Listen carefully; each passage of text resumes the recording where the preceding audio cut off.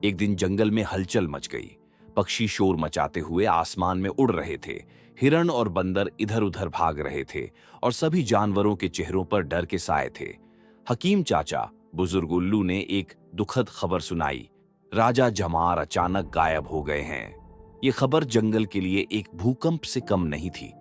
राजा जमार जंगल के सबसे बुद्धिमान और निडर राजा थे और उनकी गुमशुदगी सभी के लिए खतरे की घंटी थी।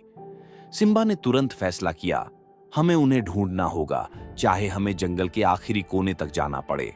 सिम्बा, जीबो, हिरण और टोटो खरगोश ने राजा झमार के आखिरी देखे गए स्थान की जांच करनी शुरू की। वहां उन्हें कुछ अजीब निशान मिले, जैसे कि जमीन पर घसीटने के गहरे निशान और कुछ बड़े बड़े पंजों के निशान। ये तो किसी खतरनाक जानवर के निशान लगते हैं, जीबो ने डर कर कहा।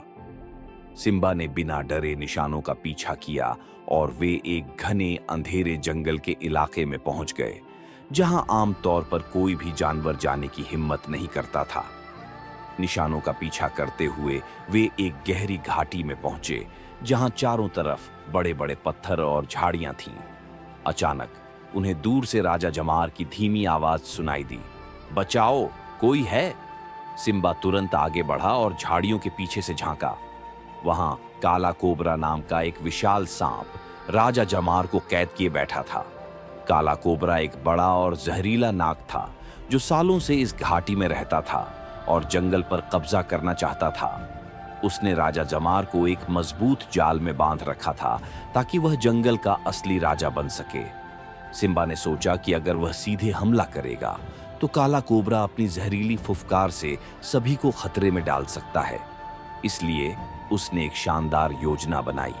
सिम्बा ने जीबो को इशारा किया कि वह सूखी झाड़ियों को अपनी टांगों से हिलाए और टोटो से कहा कि वह पास के कुछ पत्थरों को लुढ़काए। अचानक जंगल में सरसराहट और अजीब आवाजें होने लगीं, जिससे काला कोबरा उलझन में पड़ गया।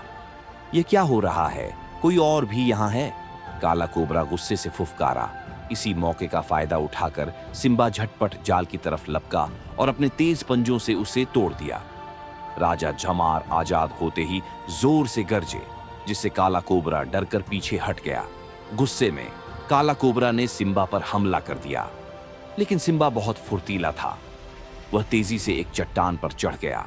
जैसे ही काला कोबरा उसकी तरफ झपटा, सिम्बा ने अपनी पूरी ताकत से एक बड़ा पत्थर धक्का दिया। पत्थर लुढ़ककर सीधा काला कोबरा से टकराया और वह जोर से चीखता हुआ घाटी के गहरे गड्ढे में जा गिरा। राजा जमार के आजाद होते ही पूरे जंगल में खुशी की लहर दौड़ गई। सभी जानवर झूम उठे और सिम्बा की बहादुरी की तारीफ करने लगे।